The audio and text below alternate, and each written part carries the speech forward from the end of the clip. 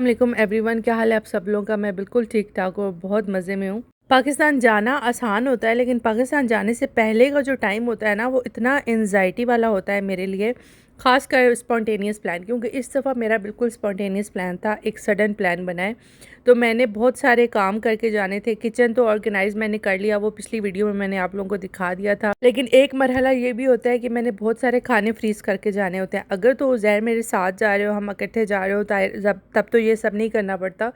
लेकिन अक्सर हम लोग अकेले भी चले जाते हैं। पहले मैं भी अकेले एक दो दफ़ा जा चुकी हुई हूँ, और वलिया के साथ भी लास्ट टाइम मैं अकेले आई थी। और इस तरह करके होता है ना, क्योंकि हर टाइम उज़ैर अवेलेबल नहीं होते हैं। और फिर सडन प्लान में ऑफ़िस में पहले बताना पड़ता है कि जी हम जा रहे हैं। छुट्टी तो मिल जाती है, बट कोलीग्स के साथ एक कोलैबोरेशन भी होती है, तो उसके लिए अच्छा नहीं लगता कि ऑल ऑफ सडन जो है वो ज़हर कह दें कि आउट ऑफ द ब्लू कि नहीं मैं अब नहीं आ सकता है। तो खाने इस दफ़ा मैं जो है बहुत मैंने सिंपल मील प्रिपरेशन किया है, कोई मैंने कॉम्प्लिकेटेड चीज़ नहीं बनाई है।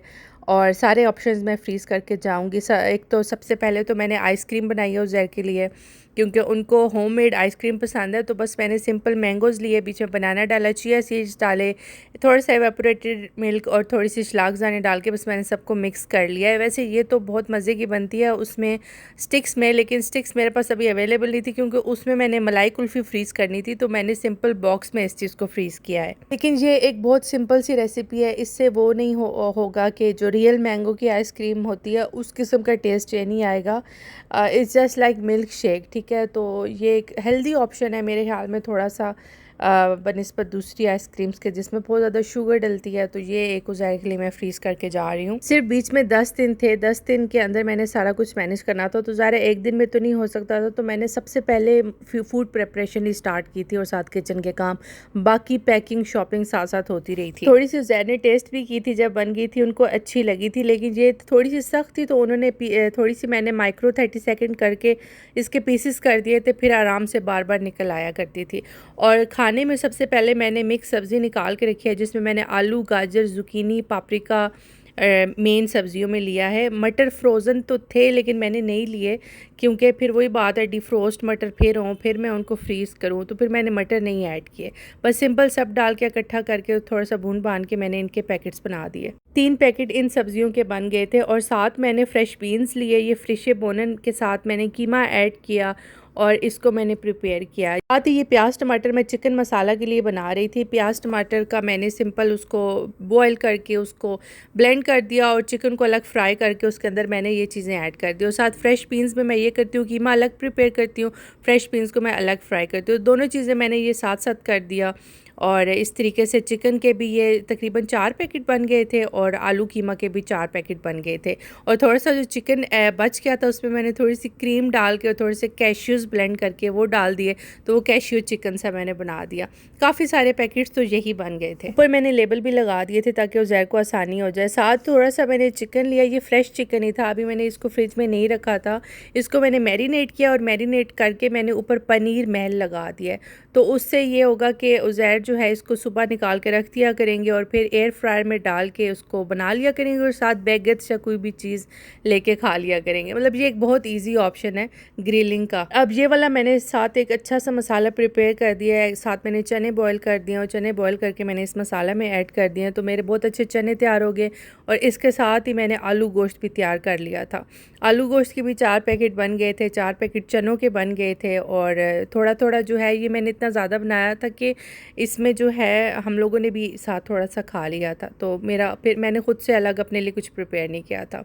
ये सिस्टम भी मेरा सारा ठीक हो गया था। मैं जो अपने लिए पर्सनल खाने बनाती हूँ ज़ैर, और हम लोग ना ज़्यादा स्पाइसेस खाते हैं ना, बहुत ज़्यादा ऑयल खाते हैं, तो बहुत हमारा जो है ना, मैं कोशिश करती हूँ न्यूट्रिशन ख़त्म ना हो खाने से। तो इसीलिए ये, लेकिन अगर वो गेस्ट वगैरह आए तो वो ज़ाहिर स्टैंडर्ड कुकिंग ही होती है। थोड़ा सा ये आलू गोश्त बच गया था, इसके अंदर मैंने ज़ुकीनी काट के जो है वो अलग प्रिपेयर कर दी थी। प्याज टमाटर का मसाला थोड़ा सा बना के उसके अंदर मैंने ज़ुकीनी ऐड कर दी। ज़ुकीनी ये हमारे फ्रेंड्स ने हमें दी थी, उनके अपने गार्डन की है, काफ़ी बायो ज़ुकीनी थी, तो मैंने कहा चलो ये इस तरीके से यूटिलाइज़ हो जाएगी, और बहुत अच्छा मज़े का ये भी बन गया था। तो दालों में चने हो गए थे, सब्जियों में मिक्स सब्ज़ी और साथ ही ज़ुकीनी, और बीच में थोड़ा सा मैंने गोश्त ऐड कर दिया था। चिकन हो गया था, कीमा हो गया था, कीमा में भी मैंने बीन्स डाले। मैंने कोशिश किया कि एक बैलेंस्ड मील्स प्रिपेयर करके जाऊँ, और अल्टरनेट डेज़ में जो है उज़ैर निकाल के खाते रहेंगे। रोटी का इतना इशू नहीं होता।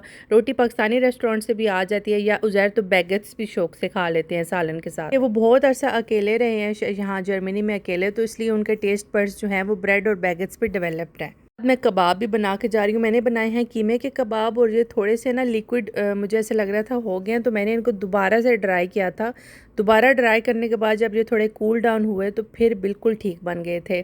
मेरी बहन को मैंने कहा कि अब मैं क्या करूँ ना, तो कहती है क्यों तुम पाकिस्तान आ रही हो, क्योंकि मैंने सबको सरप्राइज़ दे रही थी। बट पता नहीं क्यों उसने इस तरह की बात कर दी।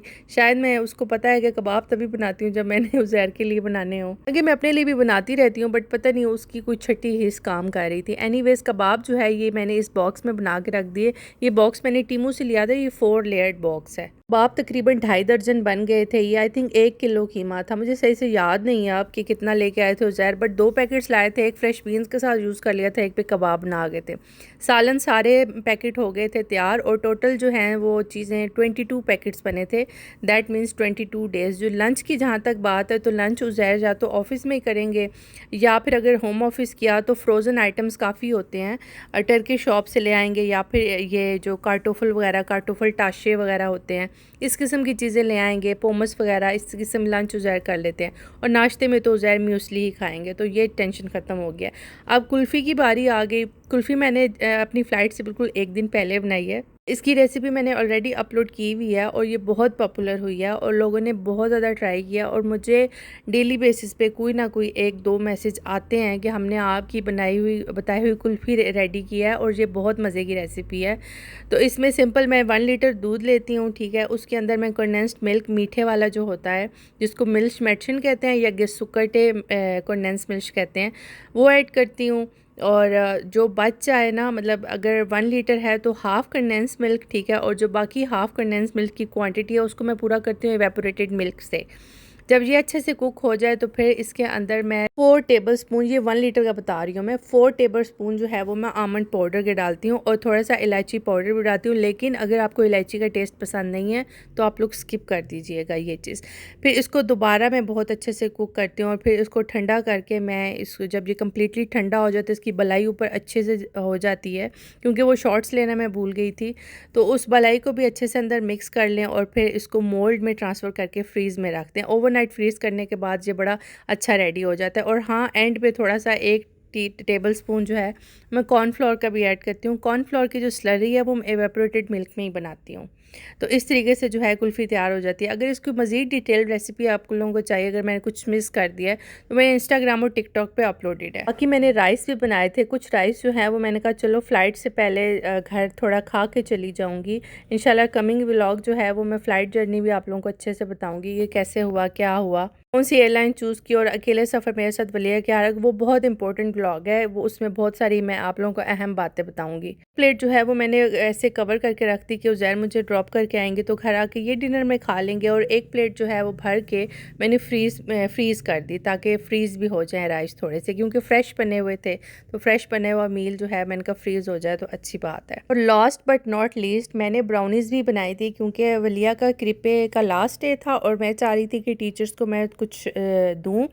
तो ये इंशाल्लाह मैं ज़रूर इसकी वीडियो भी अपलोड करूँगी कि मैंने टीचर्स को क्या गिफ्ट दिया है। क्रिपे में जो वलिया के बच्चे थे, जो क्या कहेंगे, क्लास फेलोज़ कहेंगे, क्या डे केयर फेलोज़ कह लो, उनको मैंने क्या गिफ्ट दिया है। लेकिन एक जो है ब्राउनीज़ भी बना के मैंने उन्हें दिया ब्राउनीज़ उनको। अच्छा, हमेशा ये सुना है कि टीचर्स बड़ी रूड होती हैं, बड़ी ये होती हैं, लेकिन मेरा एक्सपीरियंस टोटली अल्हम्दुलिल्लाह अब तक बहुत अच्छा रहा है। काफ़ी स्मूथ कन्वर्सेशन हमारी हमेशा रही है। और जब मैंने उनको ये ब्राउनीज़ दी थी, आई वाज़ एक्सपेक्टिंग कि they won't even notice it, लेकिन उन्होंने इतना ज़्यादा इस चीज़ को अप्रिशिएट किया, और उन्होंने रेसिपी भी मांगी मेरे से, और 2 दिन वो मांगती रही है। इवन जब मैं लास्ट डे, वलिया का जो लास्ट डे था क्रिपे का, उसमें मैं गई तो एक टीचर तो पेंसिल और कागज़ ले खड़ी हुई थी, लेकिन मैं लिख के घर से ले गई हुई थी। मैंने ऑलरेडी रेसिपी जो है वो चैट जीपीटी को बोली कि ये मेरी रेसिपी है, तो इसको जर्मन में तुम जो है ट्रांसलेट कर दो। तो उसने मुझे ट्रांसलेट जो करके दी थी वो मैं लिख के सारा चली गई थी। तो फज ब्राउनीज़ मैंने उनको बना के दी थी, and they totally loved it. तो ये मैंने 2 पैचेज़ इसके बनाए थे। एक मैंने उज़ैर के लिए रख लिया था, और पीछे से, ताकि वो मीठा खाते रहें ना, और एक जो है मैंने टीचर्स के लिए रख लिया था। ये सारी जो इसकी डिटेल्ड रेसिपी है, ये भी इंशाल्लाह मैं अपलोड करूँगी, सून करूँगी कि मैंने ये टोटल कैसे बनाया है। लेकिन मैं यहाँ पे एक फ़ोटो लगा रही हूँ, अगर किसी को चाहिए तो वो ये रेसिपी देख ले। मैंने इस तरीके से बनाया है। इस तरीके से मैंने फज ब्राउनीज़ तैयार किया। मैंने सारी रेसिपी लिख ली है। यहाँ पे ये इंग्रेडिएंट्स हैं और दूसरे पेज पे मैंने इसका पूरा प्रोसीजर लिख लिया। आप लोग पॉज़ कर लें अगर आपको चाहिए तो, क्योंकि ये ब्राउनीज़ बहुत मज़े की बनती हैं। तो ये था मेरा आज का व्लॉग। आई होप आप लोगों को बहुत अच्छा लगा होगा। मिलते हैं इंशाल्लाह नेक्स्ट व्लॉग में। नेक्स्ट जो आने वाले 2-3 व्लॉग्स हैं वो बहुत इंपॉर्टेंट है, इसलिए वो आप लोगों ने लाजमी देखने हैं। अगर आपने अभी तक मेरे चैनल को सब्सक्राइब नहीं किया तो प्लीज़ सब्सक्राइब कीजिए। अपना बहुत सारा ख्याल रखिएगा, दुआओं में याद रखिएगा। ओके बाय, चाओ।